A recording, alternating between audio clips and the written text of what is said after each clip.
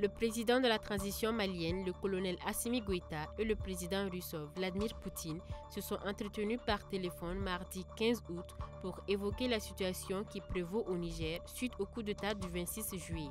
Les deux présidents ont souligné l'importance de régler la situation uniquement par des moyens pacifiques.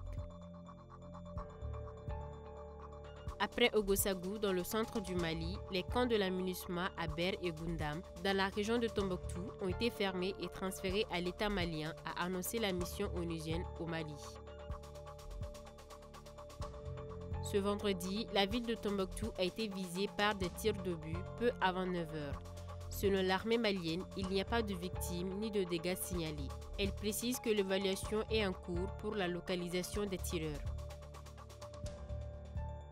Dans la région de la boucle du Mouhoun, au Burkina Faso, une dizaine de terroristes ont été neutralisés en début de semaine suite à une embuscade tendue par les forces de sécurité et les volontaires pour la défense de la patrie, a annoncé l'armée dans un communiqué.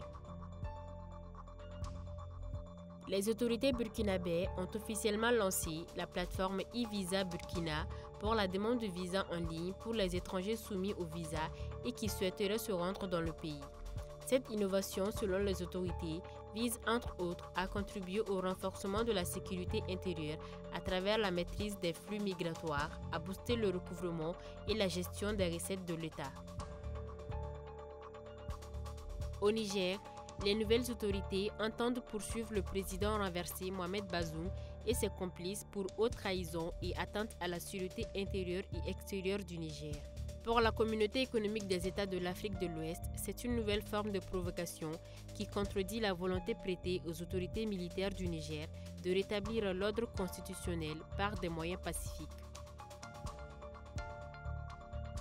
Au moins 17 militaires nigérians ont été tués et 20 autres blessés dans une embuscade mardi au sud-ouest de Torodi, dans la région de Tillabéri.